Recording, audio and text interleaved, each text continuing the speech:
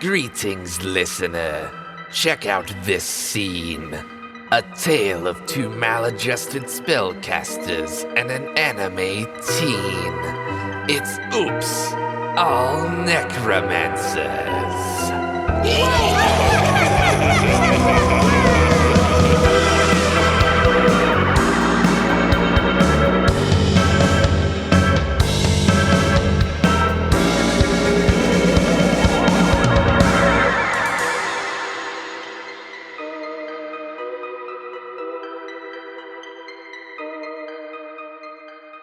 Welcome back to the table, everyone. I am your DM, Oz the Great and Powerful, and with me at the table are Bug, Finnie, Satyr Druid, now officially a professional cool guy and ghost hunter. C, Madam L, half-elf bard, fancy lady, and a medium, maybe. and Bree. Sorrin, hobgoblin wizard, harboring dark thoughts. Fantastic. So let's recap what happened last time in Helvettyr. Our trio were witness to a lover's spat turned violent, but convinced Lavinia to spare Tybalt. Unfortunately, the Skulk had a different idea and exsanguinated our dear lordling. Finnie's flaming fingers flambéed the Skulk, and Sorrin shattered the shards with a spectral spell. Tybalt became fast friends with Finnie thanks to the help of a well-placed charm person spell, while Sorrin and Madame L convinced the Spectre to move on to the afterlife, or at least an afterlife of sorts. After a quick second breakfast provided by the world's worst chef, Lavinia was sacrificed, and Duncan and the children returned to a quiet, if not completely whole home. Finally, our brave adventurers returned to the Green Fairy and parted ways.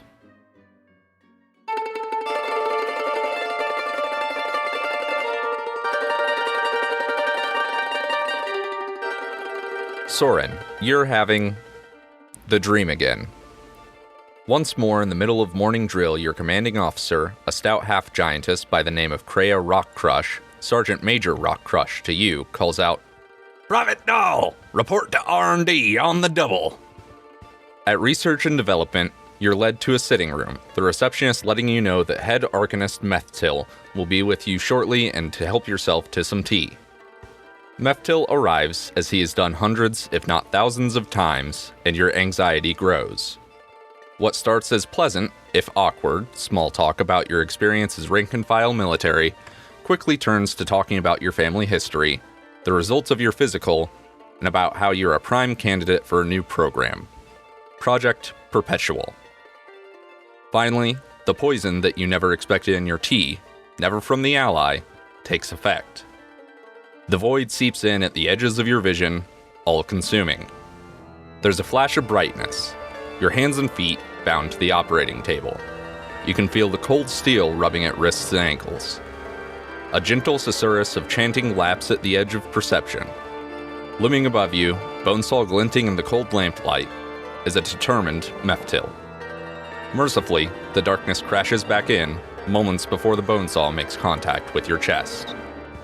Finally, a vibrant violet glow pushes through the deep morass of unconsciousness to reveal an empty operating theater.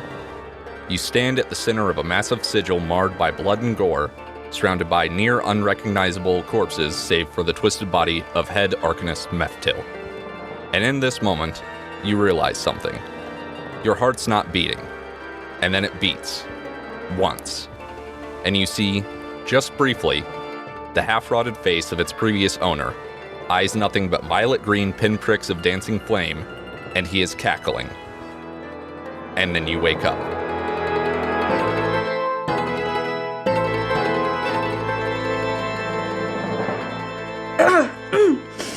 Sorrin, there is a gentle tapping at your window. Oh, I puke. I assume you have a wastebasket nearby? Yeah, I puke up a little bit of that good old classic, spooky black bile. Tasty. Mm-hmm. The, knocking continues. Okay. Tap, tap, tap, tap, tap, tap, tap, tap, tap, tap. I probably also keep a bowl of water and, like, a washcloth, on my nightstand, and I just, like, quickly wipe off my face, try to collect myself somewhat. Then I guess I go over to the window. I guess I move the curtain aside just a bit and try to take a peek out and see what's going on. There's an imp standing on the outside windowsill, and he's just sort of tapping one foot and tapping on the window, and whenever you move it to the side, the hand that this imp was tapping with just sort of waves at you, and then holds up a scroll in the other hand. Oh, fuck me. So I lean down to the frame of the window, undo all 4 of the latches, and then undo the chain, and open You have the a window. chain on your window? Yeah. Wild. Yeah, I open it and let this imp in, I guess.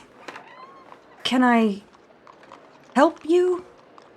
Hell's below took you long enough. Got a message for you.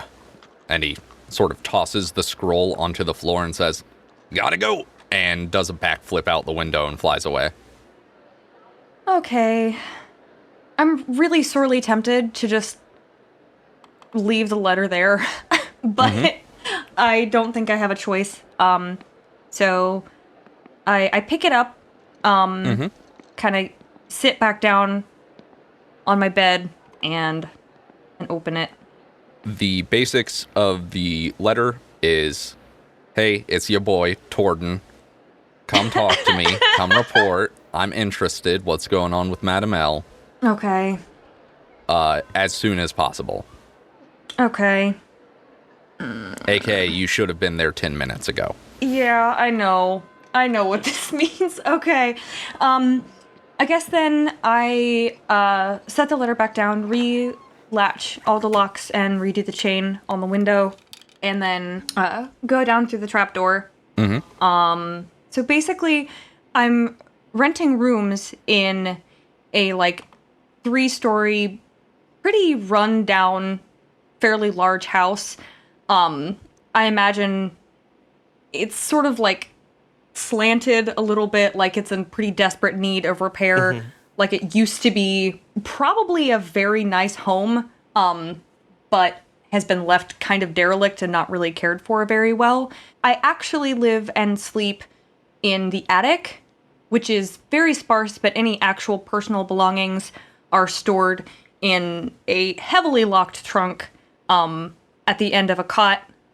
There's just the one window covered by curtains, of course, and once you go down through the trap door, which is in the ceiling of my air quotes rooms, it's essentially like doctor's office waiting room vibes. Okay. Where it looks like someone lives here, but it's so generic that it's kind of, if you spent enough time here, you would start to notice that, there's no personality to any of it. It's like a set. Yeah. There's probably a thin layer of dust on countertops, shit like that, where it's like, oh, no one's touched that in months, and they really probably would if they were living here.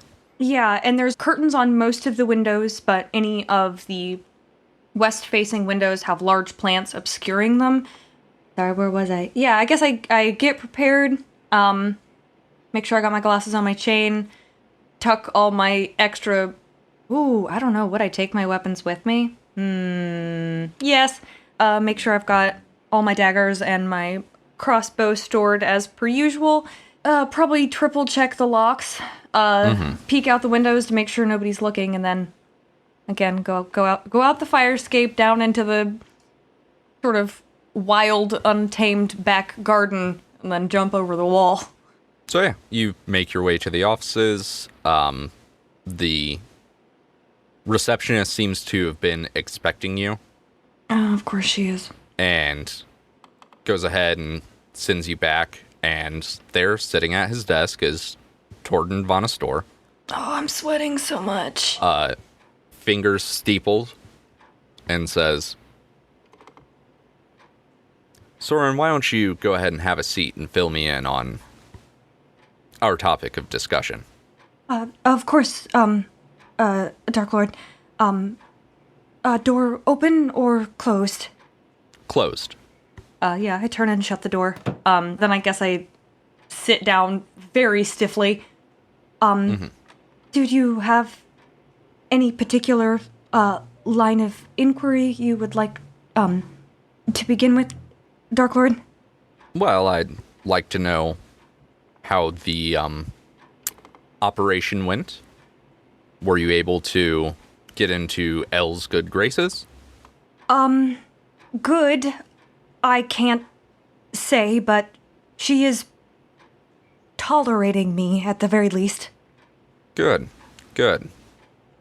So, what did you get up to with Madame Elle? I'm like sort of like fidgeting, picking at like my fingernails, and probably also like one of the armrests of the chair that I am holding so tightly. She appears to be selling her services as a medium, as a individual who can speak with spirits and calm their emotions and banish them from homes. Though I don't. I suspect most of it is not real. Really? Yes, Dark Lord. Something of interest? She does have some magical ability, Dark Lord, but nothing really of note. It's primarily theatrics. She is skilled enough to fool the gentry, but under any significant scrutiny, her act falls apart. Good. Good. That's good news for the both of us. Yes, Dark Lord. You know, I think I may have rushed things between you and I. I mean, you barely even had a moment to read over the contract before you were signing it in blood, and I was under a positively immense amount of stress. Of course, Dark Lord. Perhaps I can get us some tea, and we can go over that contract again, If that is your preference, Dark Lord. Yes, of course. Do you take yours with sugar? Cream? Black will be fine. Thank you. Good, good. And he snaps a finger, and an imp appears, and he says, 2 teas, black. And the imp looks at him, then looks at you and goes, "What's the deal with waterworks over there?" And then disappears. Oz, you are fucking killing me. What? You're killing me. I'm dying and you're killing me. Are you channeling your character's anxiety? Yes. As you guys are waiting for the tea to presumably reappear, or not reappear, but appear in front of you, he reaches to a desk drawer on the left-hand side, pulls it open, and pulls out your contract, which it was just a single sheet whenever you signed it, but this seems to be a fairly thick, like, leaflet, maybe 20 or so pages thick, roundabout. And he sets it down and goes, "You can read Infernal, I assume?" My apologies, Dark Lord. That is not a skill that I possess. No worries. Give me just a moment. I think I have something that will assist in that matter.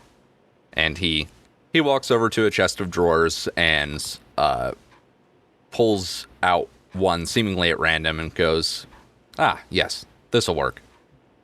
And he pulls out what seems like just a basic monocle, the frame of which is made of some sort of silvery metal, and sort of flicks it to you like a coin. It'd be just a dexterity check.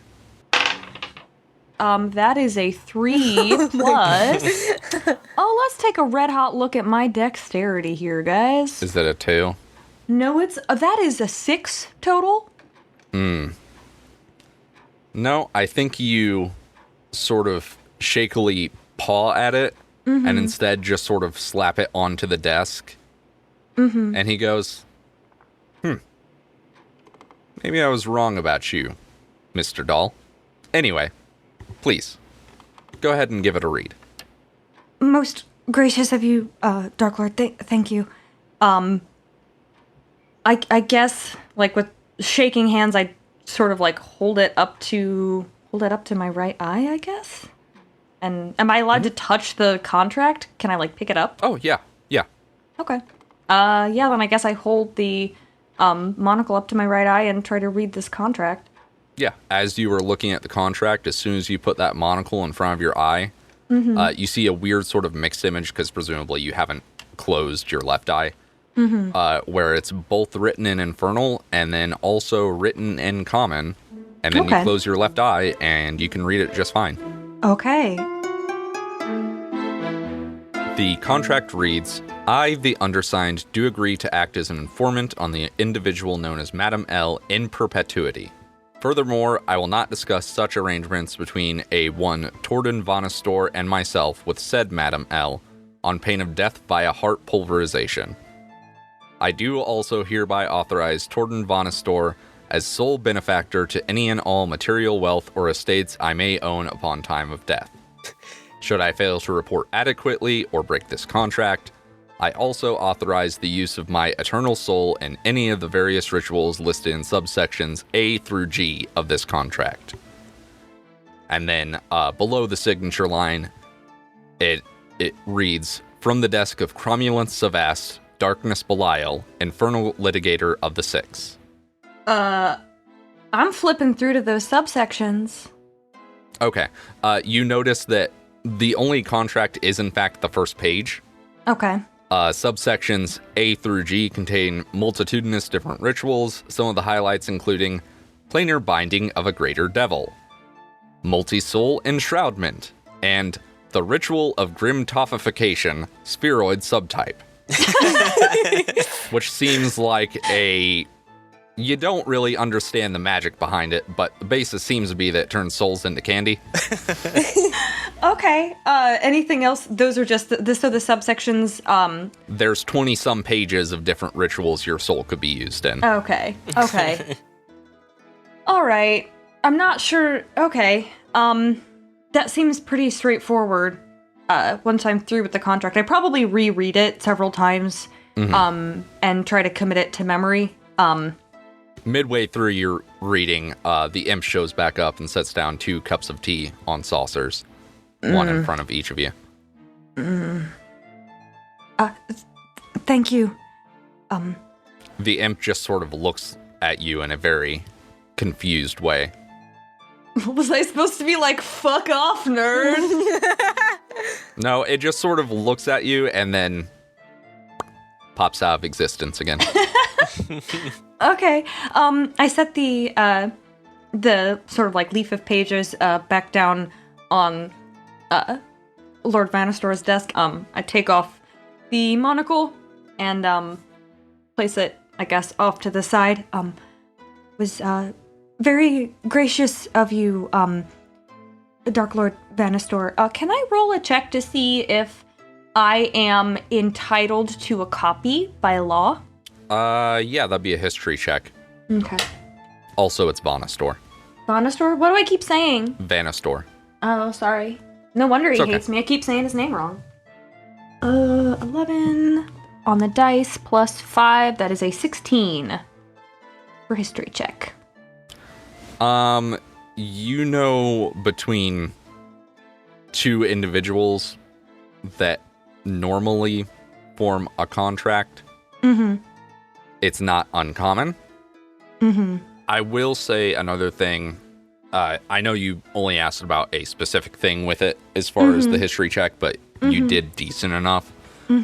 It is typical, just due to sort of the structure of Helvettyr society, that somewhere in there, whatever the contract is formed for, it includes a line about the contract being rendered void via destruction. Which means that if there was a copy, you'd have to destroy both copies or whatever. Just because that's kind of the culture of, oh, well, if you're smart enough to figure out how to destroy this, then I don't deserve this. Okay. So was that included? That was not included that in was this? not included. Okay. So that is another point you could try and discuss. Dark Lord, if I may, I do not mean to, overextend your, graciousness, but I did have a few questions, if I may. Of course, Miss Turtle. First, would it be permissible, pending any potential, minor, changes to the language, for me to, possess a copy of the contract for my records? Of course, I see no problem with that. Thank you. I'm honestly surprised you didn't ask for a copy the first time. And he smirks a little bit. I was, quite surprised, Dark Lord. I did not, expect myself to be of any use to you. Secondly, there are a few, points, that I would like to request some minor changes. There are no, terms for, completion, Dark Lord. Completion of what? The reporting on Madame L?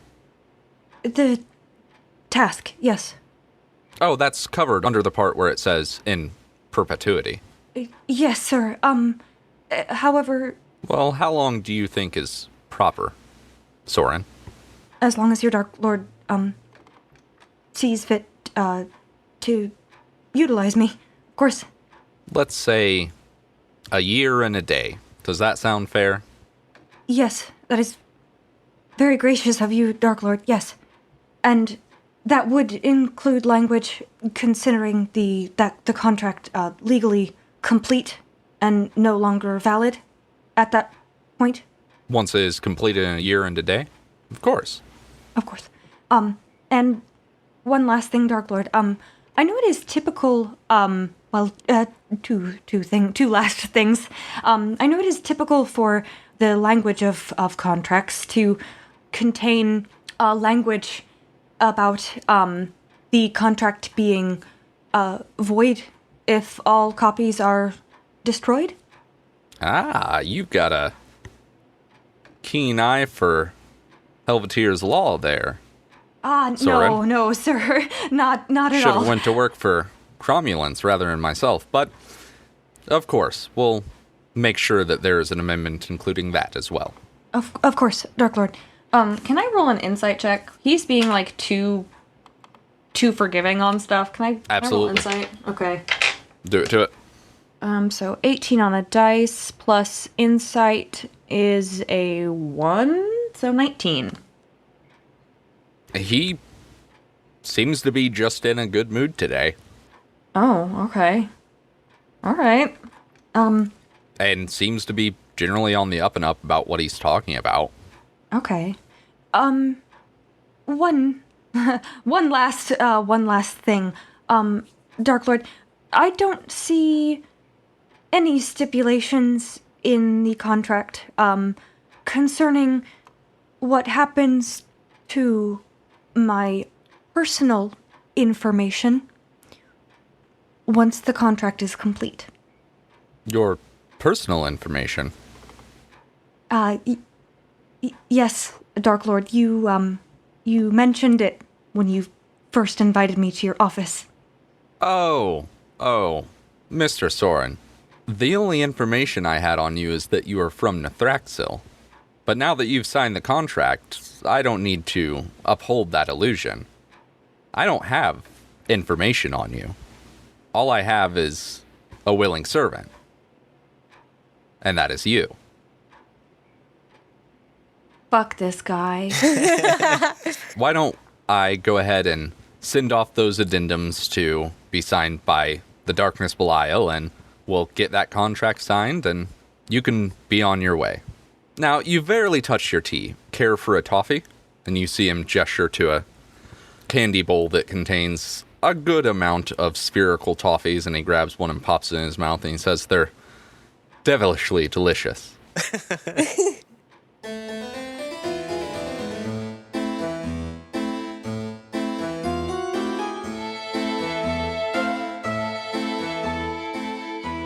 Madam L, you awaken your four-poster bed before dawn, refreshed in a city still asleep.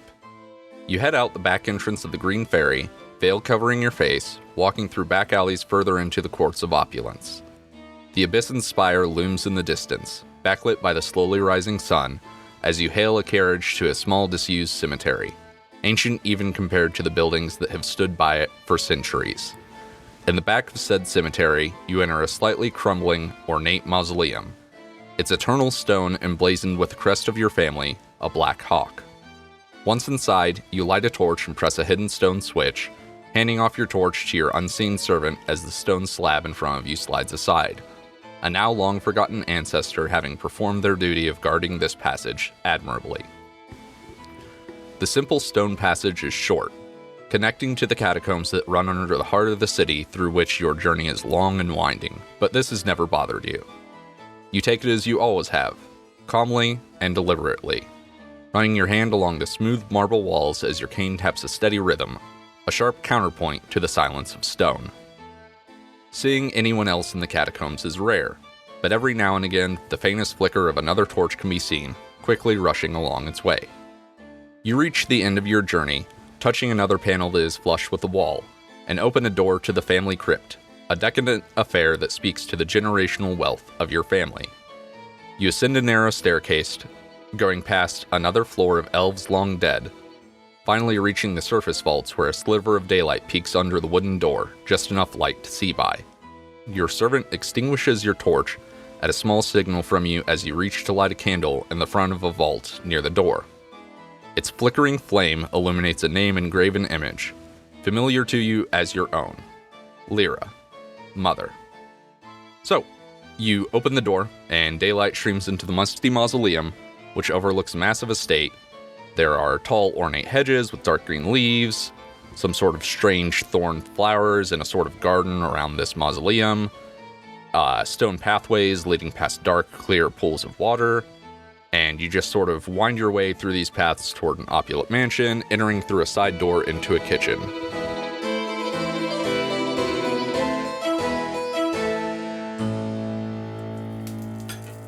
Sitting at the kitchen counter is Renetta, your younger sister, a high elf with a single horn and blood red eye on her left side. And, well, as you know, she's about 21, so for a high elf, like a teenager.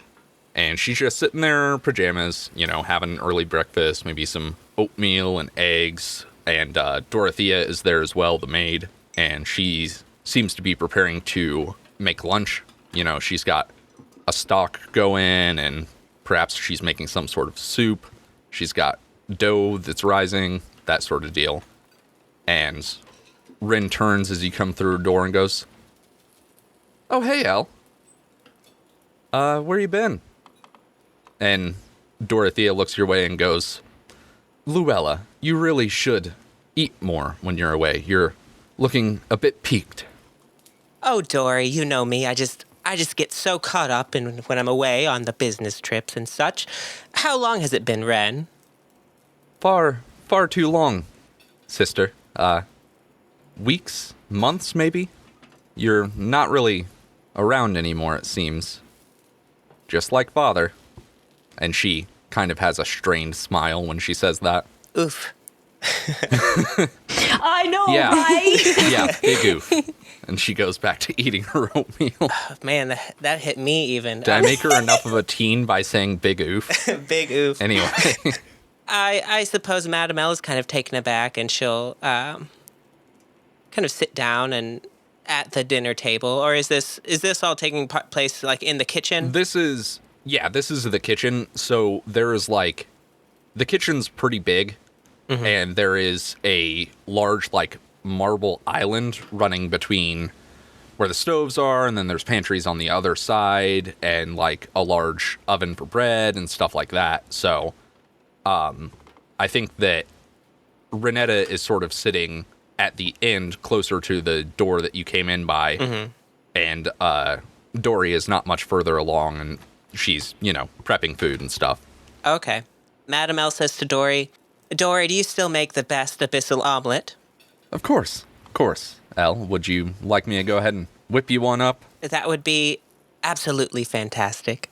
And Madame L will go ahead and kind of sit across from Renetta, kind of stare at her awkwardly, I suppose. That kind of older, distant sibling awkwardness. So what do you got there? Some oatmeal? That's cool. Yeah, Yeah, pretty that's what I much. was thinking. Well, how is Renetta dressed right now? She is still in, like, a nightgown. Like, it seems like she got up basically, shortly after the sun rose and immediately came down for breakfast. Okay. Growing teen and all that. And can you tell me how... So Renetta is part tiefling. Due to the horn, signified by the horn on her head. And, Yeah. you've told me that's fairly common in Helvettyr, yeah? Yeah, especially with higher-ups and nobles and whatnot, is that tieflings, and for that matter, Aasimar as well, can sort of come about through interacting with these forces like the Celestial and Infernal and what have you. Or it can just be something where it's like your standard fantasy way of, oh, well, Grandpappy fucked a demon, and then Oh, my Grandpappy. pop-up was Oh, a half hey, it demon, was a good time. and I'm just a tiefling. Was it something that Renetta would be ashamed of?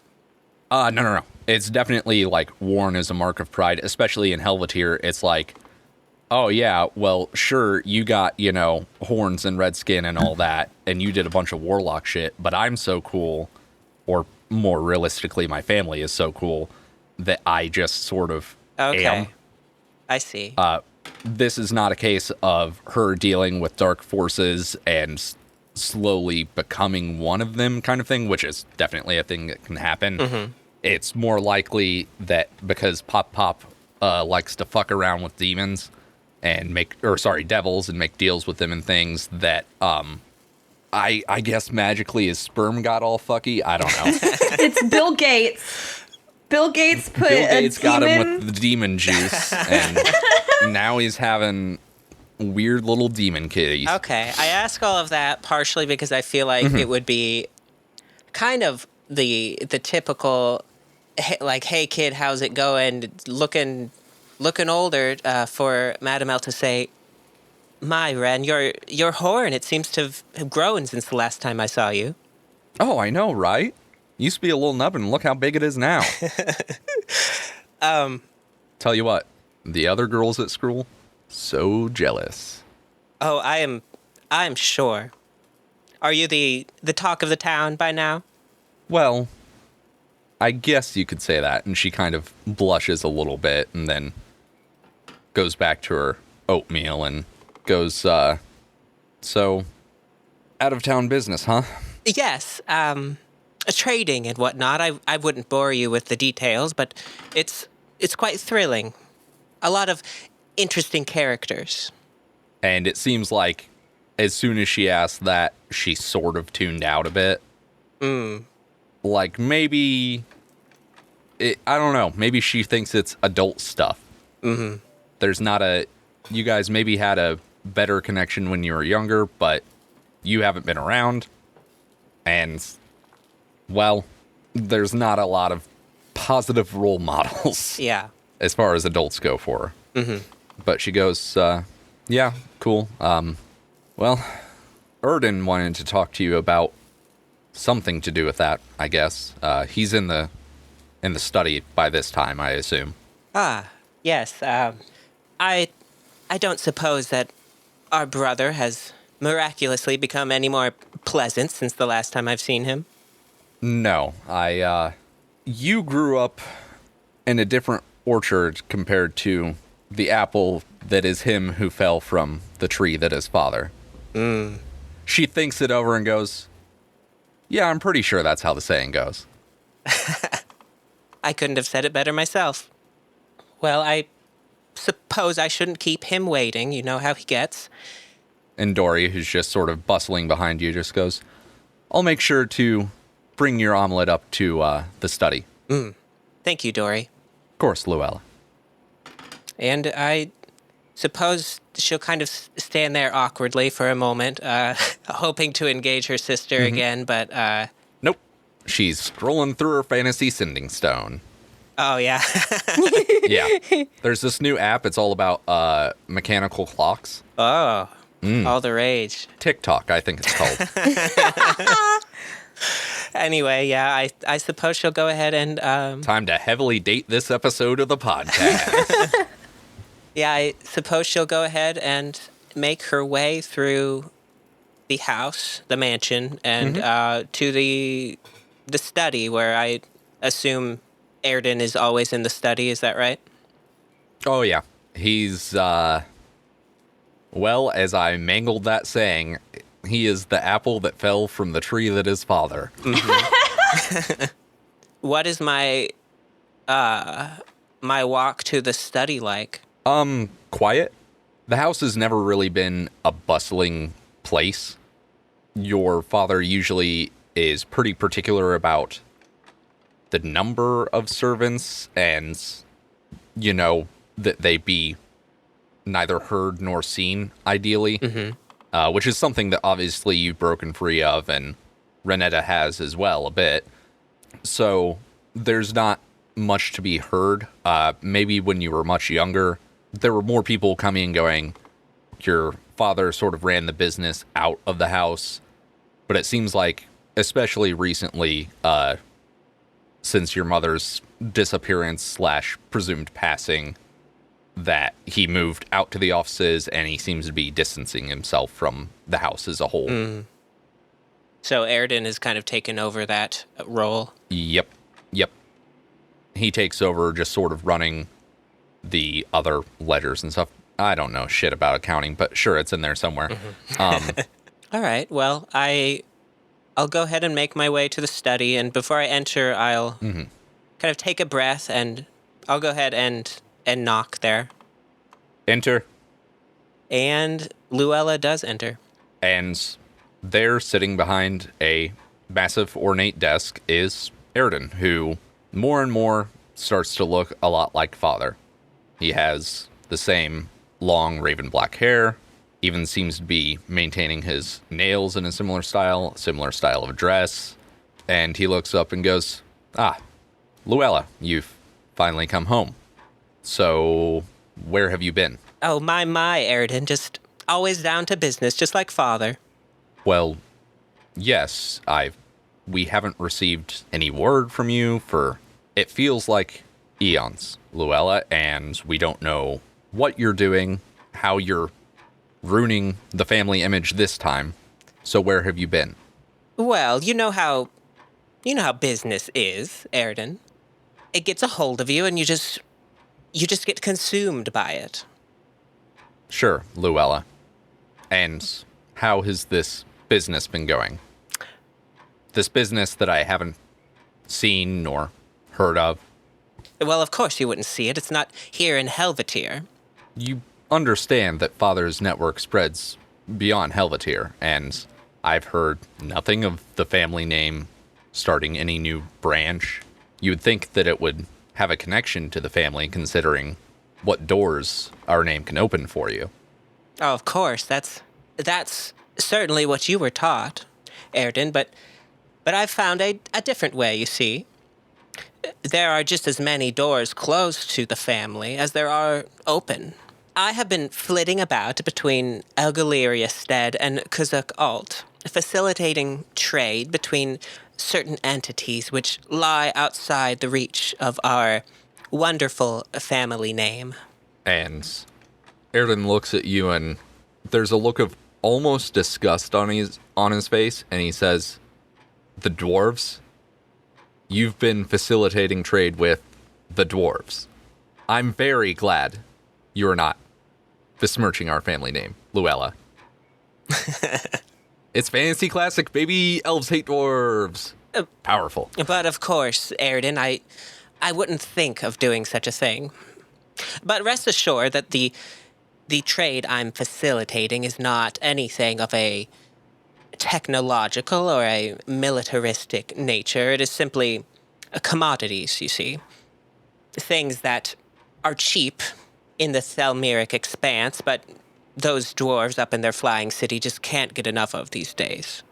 Of course, because if you were trading any sort of technological secret or military information or supplies, we would, of course, have to execute you for treason against the city. Of course. And I couldn't be so lucky, Luella. But I do have good news. You see, since you decided to flounder your way through school and chose not to, we'll say, align with the family business and the way of life, Father has decided that it's time to finally cut ties, we'll say. You were no longer given any sort of access to the funds or anything like that, anything to do with the family. I'm glad you're not using our name, Luella, because then we'd have to crush your business, because you are no longer one of us. Anyway, thank you for meeting with me.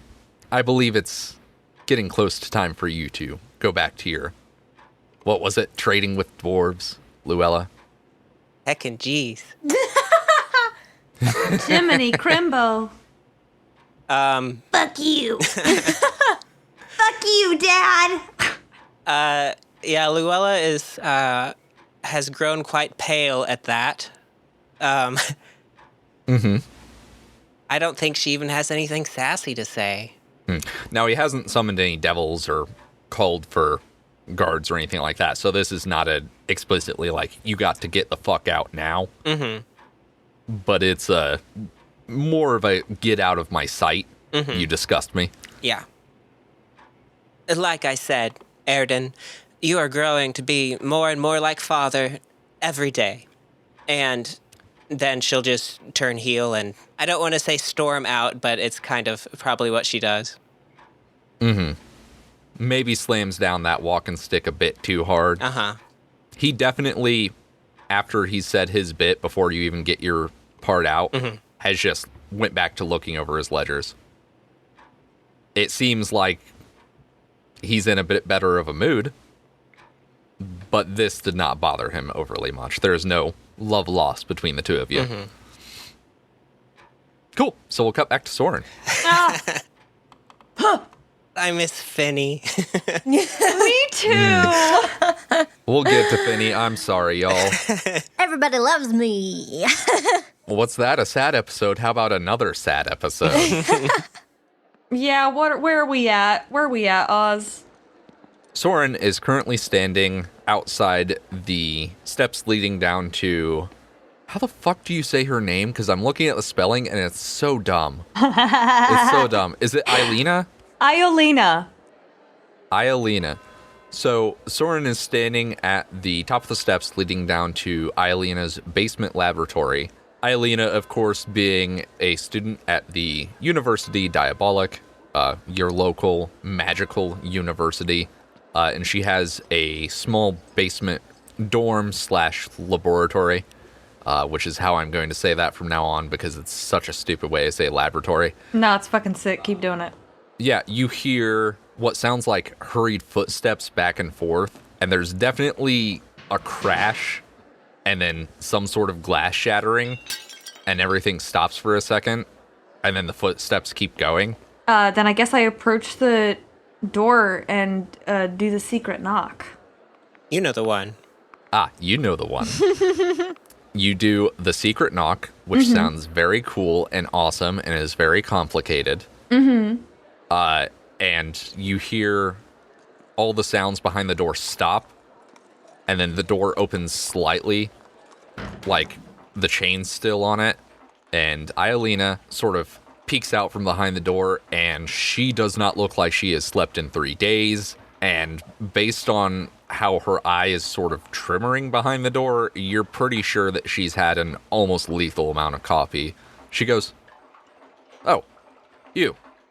Are we working on you today?" Maybe I have a present. Oh, cool. Cool.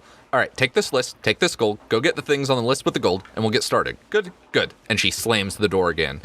And seconds later, The door pops back open and she says, also, I know it says filter, not admixture. People apparently become aroused from drinking dragon's blood, but the filter is cheaper and works for what we need it for, and slams it shut again. And you hear her rushing around again. Okay. Then I guess I take a look at the paper. What's on it? Listed are 2 things. Powdered flame skull and a filter of dragon's blood. And then it says next to it, all chromatic. All right. I'm assuming she's definitely done this before, right? Okay. You know where to go. Okay. There is a shop that is on university grounds. And that's usually where you go because it's closest and their prices aren't terrible. Plus, you've just been given the gold for it, so no skin off your back. Okay. Then I guess I make my way. What's the name of it? What's this place called? The place is called, and you've been here a few times, Gustav's Great Grimoires. Oh, gosh. And the sign has a 2-headed goblin on it with the right head cut off. Okay. Then I make my way there.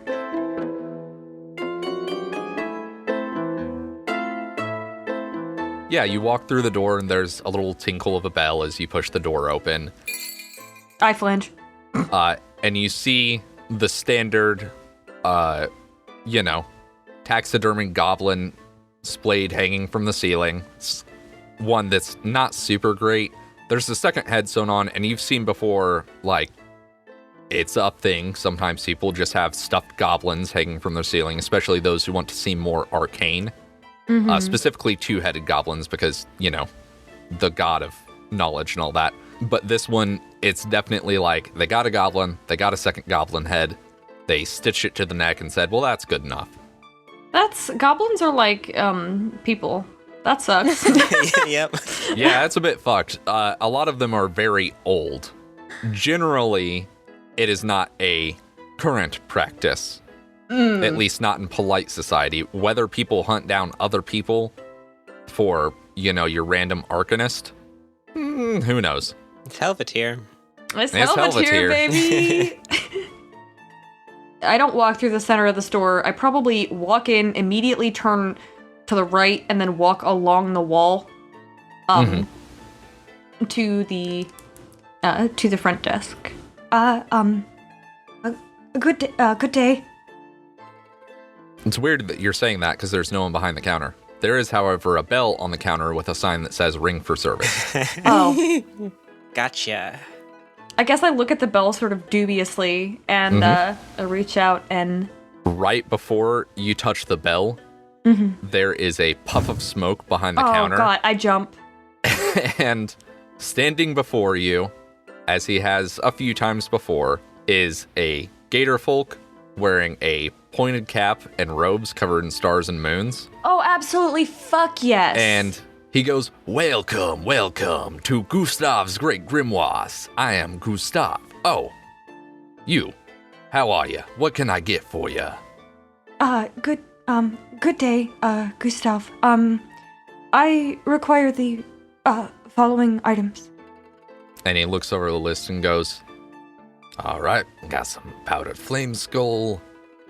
And really? That kind of filter, huh? And he looks up at you and winks. Alakaboo! And he slaps his hands together with the gold and the note and then holds them out. And one is a small bag with a small, label stitched on that says, flame skull powdered.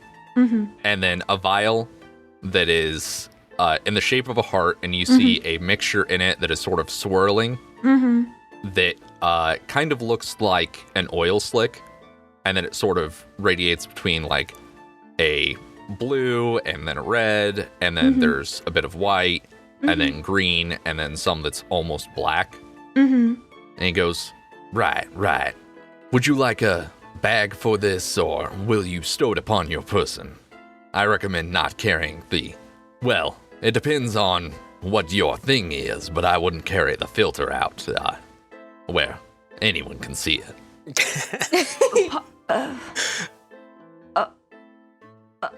Sorrin doesn't know what to do with this sexual lizard. Sure, yeah. A bag. I see a bag, you are please. amazed by my powerful a bag, of course. And he Thank you. whips out a sack that is just slightly larger, drops them both in, and goes, Well, there you go. Is there any way Gustav can be of service to you? A receipt, please. Of course, of course.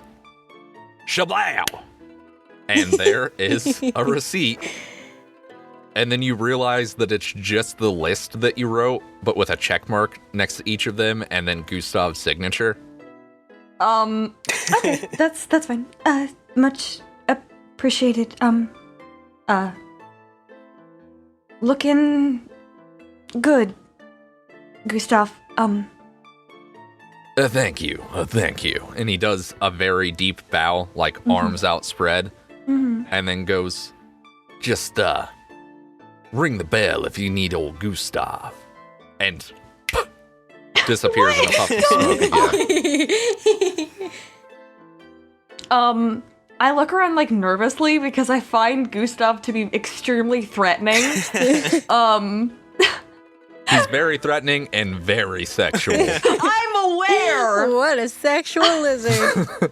Yeah, I guess I just like look around like and leave. Like maybe I walk backwards towards the door, like looking back and forth. Like I expect him to pop out at any point. As you're backing up, as soon as you get close to where you know the door is, you hear a, and he says, Let Gustav get that door for you. Okay. Yeah. I run out of there. cool. We are going to go ahead and cut back to Elle. Do I get my own sexual lizard? I don't think there's any room for a sexual lizard in this one. Unless the butler is a sexual lizard. Ooh.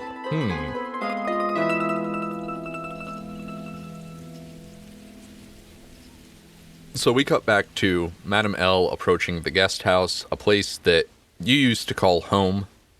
It's where you reside with your mother. It's kind of further off on the grounds and definitely a lot smaller than the mansion, but it was nice. You walk in and like the house was, it's silent, but still clean. There's no dust. It seems like whatever's being used to clean or whoever or whatever has been out here and kept things as they were. Okay, maybe. I think she'll enter in through the front door into, it sounds like, kind of the foyer area. And she, even with Erden, she seemed to kind of keep her composure. But as she enters that house into the door, like, she'll kind of pause for a minute and, like, kind of stare out into the hallway. And you know when somebody just, like, loses it and just kind of, like, slings shit across the room?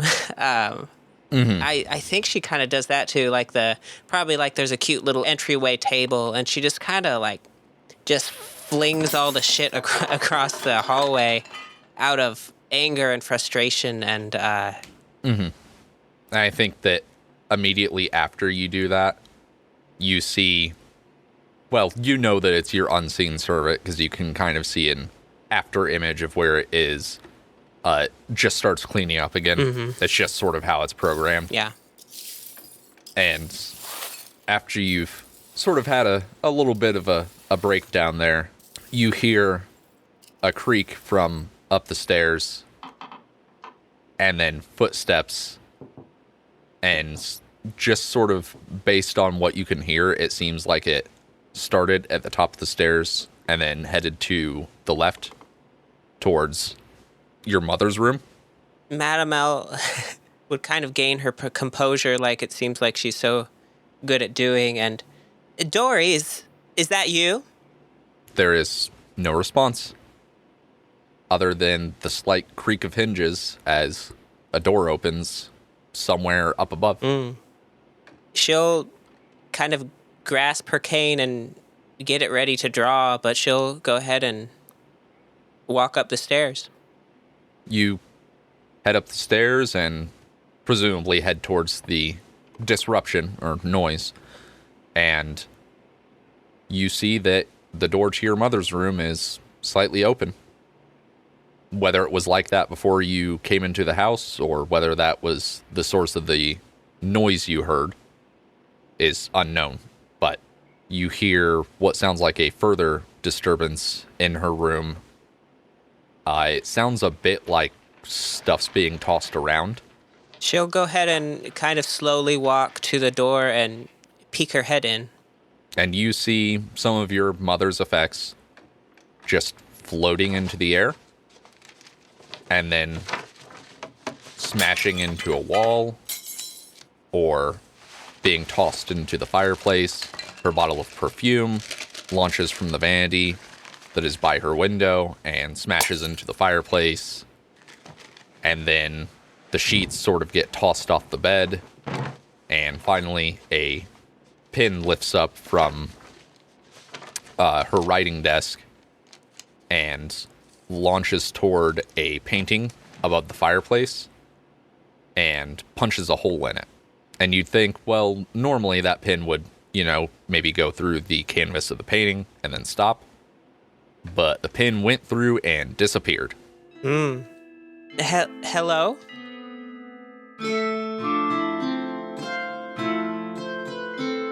And there's no response, but you feel almost like someone just touched your cheek in a gentle sort of caress.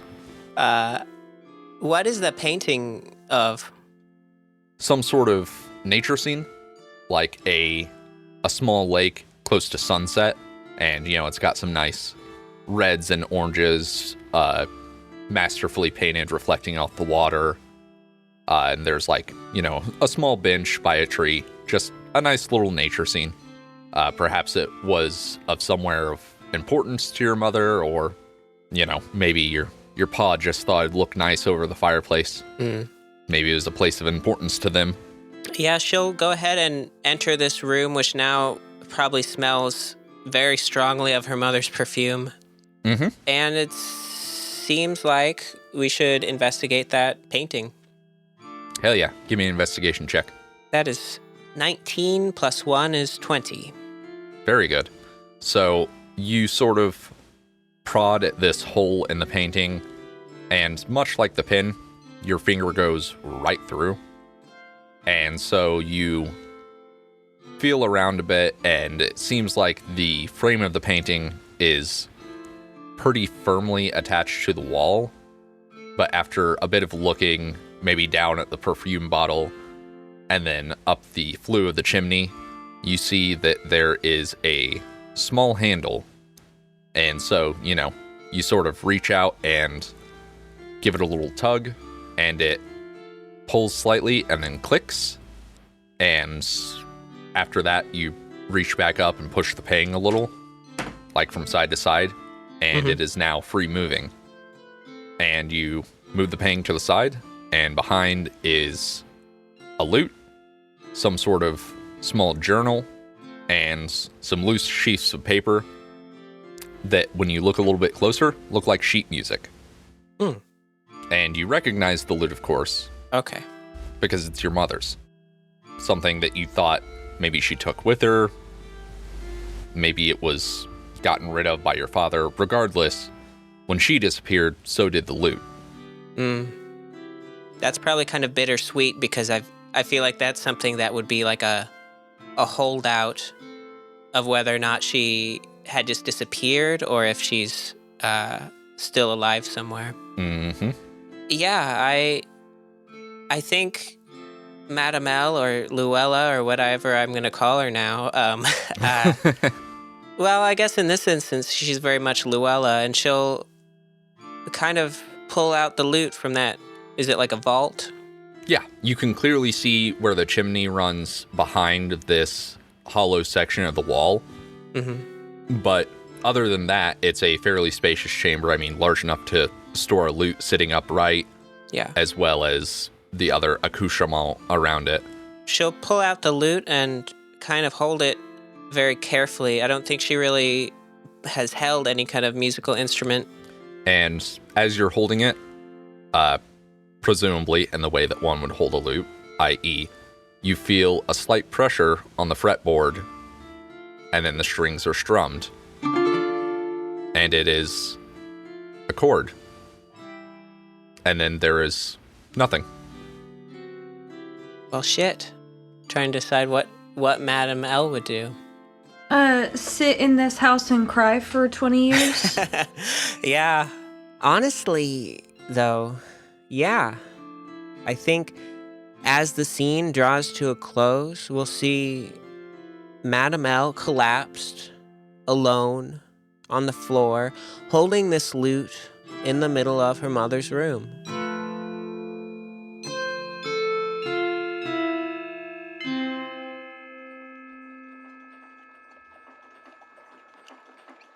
So we cut back to Sorrin. Mm-hmm. You are standing in Ialena's basement, and Ialena, hair just sort of in a messy bun, goggles askew on her forehead, is just sort of rushing back and forth between what looks like 3 or 4 different projects, and doing a bit here, and then doing a bit there, and then going over to her cup of coffee, and just slugging back like half a cup, and then going back to what she's doing. And you reckon this has probably been her creating process for the past day or so. Mm-hmm. And whenever you had came back and knocked on the door, it was just sort of open. Mm-hmm. You've been standing there for a good 2 or 3 minutes, and she has not looked up from whatever the hell she's doing. Mm-hmm. And then, while she's looking down over some notes, just seems to be rushing straight on for you.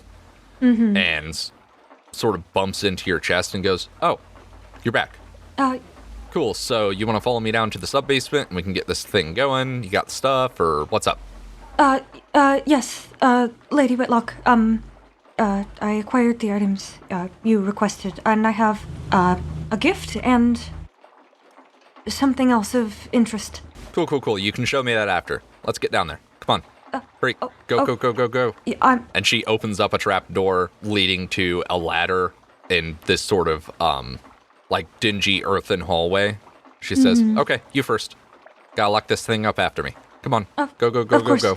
Of course. Yes, lady. I guess I'm like, she's freaking me out. Because she's so, I don't know, she's a lot. So I guess I'm like trying to hurry down the stairs. Keep my eyes out, as per always. I guess I climbed down the ladder. Cool. As you get to the bottom, you hear another minor crash, and then a whoop, like something just caught on fire, and she goes, No, that's not supposed to do that. That's not supposed to do that. That's not supposed to do that. And then there's just sort of a and she's like, "Okay, that's taken care of. Good. Need this, and this." And you see her jump over the hole about 3 different times. Presumably gathering stuff, because each time she goes past, there's more stuff in her arms. She goes, "All right, cool, let's go." And she jumps down the hole, and the door swings shut of its own accord, and you hear what sounds like a bar going across it. She goes, "All right, follow me. Yes, lady. And she leads you to a place you've been before, through this sort of winding, almost warren of a tunnel, to a metal operating table with a large machine next to it that has a couple different chambers and some pumps and, a couple different glass tubes going here and there and fun little swirly designs and what have you. All of it ending up with a thick cord attached to what looks like an overly large pin. She goes, "All right, cool. Give me this stuff. Lay down.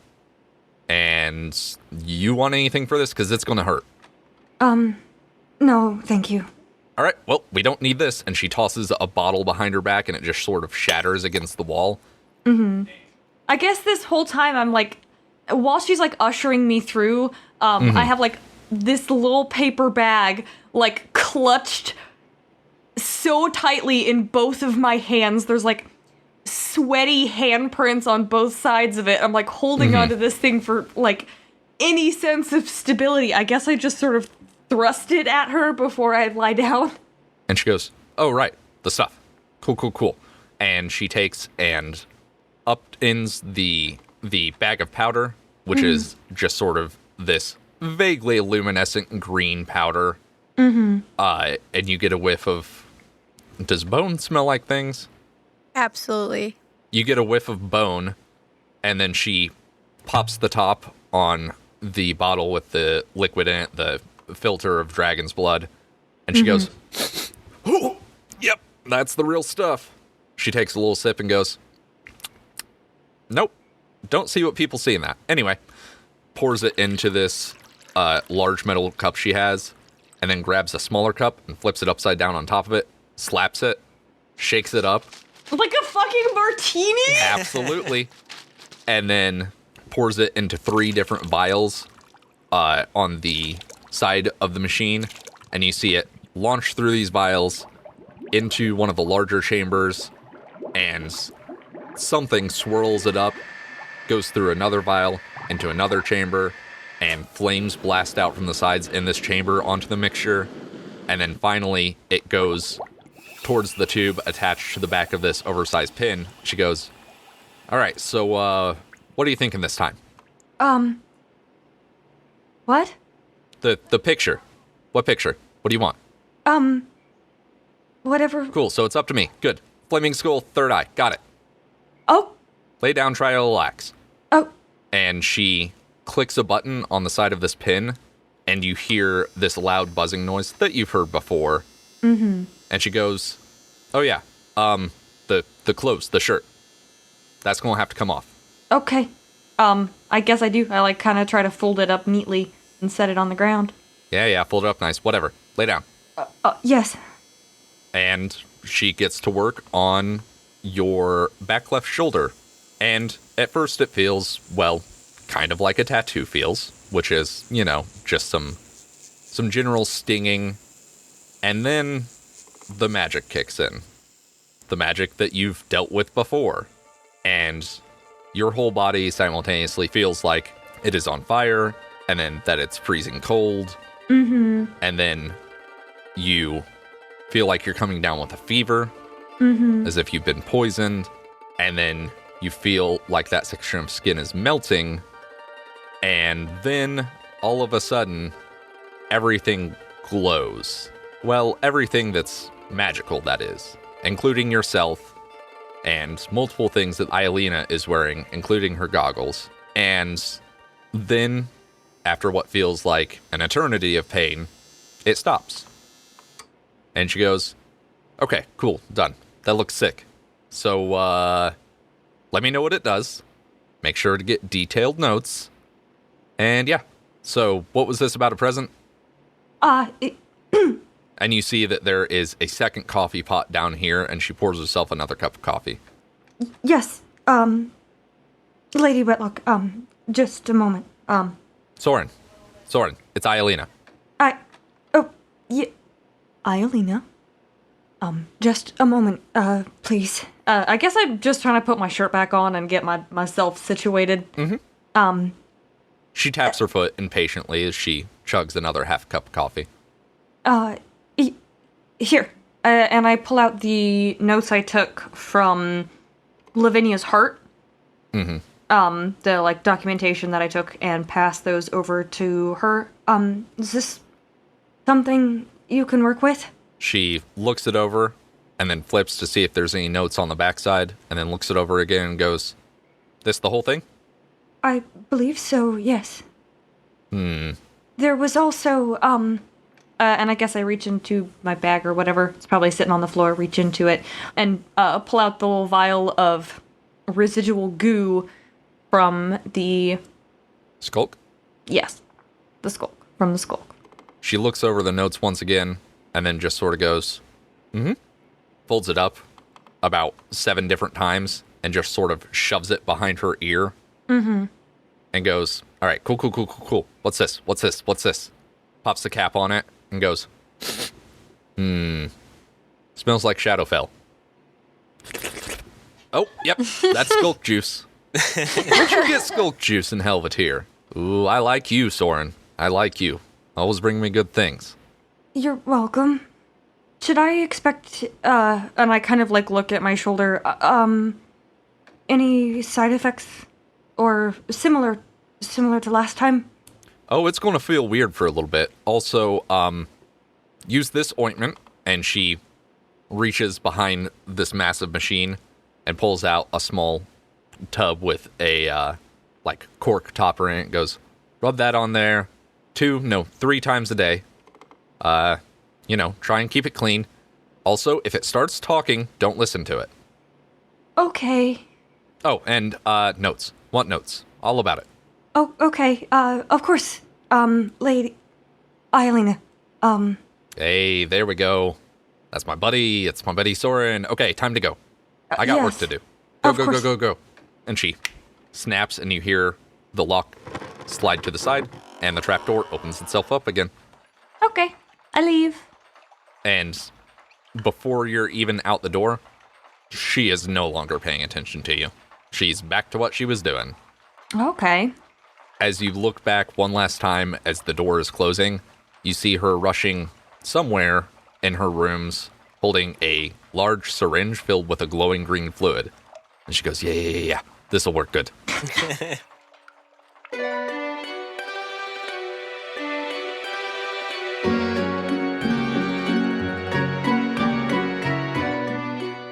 Hi, everyone. C here.